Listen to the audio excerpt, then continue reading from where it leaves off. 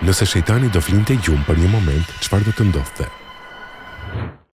Nëse shejtani do të flinte vetëm për një moment, e gjithë dhunjaja do të merrte frymë, por ai kurrë nuk fle dhe funksioni i tij është që t'i shpërqendrojë dhe devijojë njerëzit deri në atë mas sa t'i bëjë besimtar, që edhe është qëllimi i tij i fundit, siç thotë Zoti në Kuranin famulart.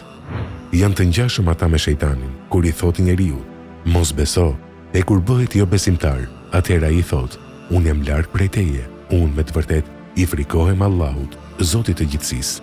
Surja Hashr 16.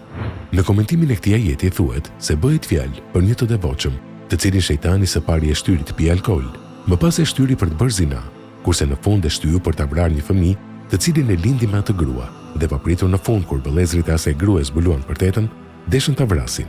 Në atë proces i vjen Iblisi si dëshmitar me kusht që ky t'i bënte sejdë atij dhe të bëhej jo besimtar. Dhe kur të gjithë këtë arriti ta bëj, shejtani e la vetëm. Subhanallah. Ja, kështu i ka mashtruar shumicën, prandaj Allahu këshillon që të marri mësim. Është interesante që shejtani ka frikë nga Allahu i plotfuqishëm, dhe madje edhe më e çuditshme është se Allahu e mallkoi atë. Jo pse nuk e pranoi Allahun, po pse nuk bëri sejdë.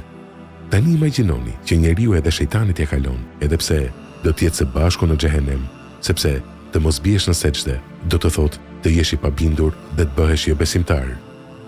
Tregohet se shejtani dhe një bandit, musliman, kishin udhëtuar së bashku tërë ditën, por më në fund shejtani e kishte braktisur duke i thënë: "Ti qen ke më i keq se unë nuk rash në sejdë një herë dhe u mallkova për gjithmonë, kurse ti, ja, tërë ditën me mua dhe nuk e fal asnjë namaz. O Zot, na ruaj prej dredhive të shejtanit dhe na bëj falënderues ndaj Teje. Amin."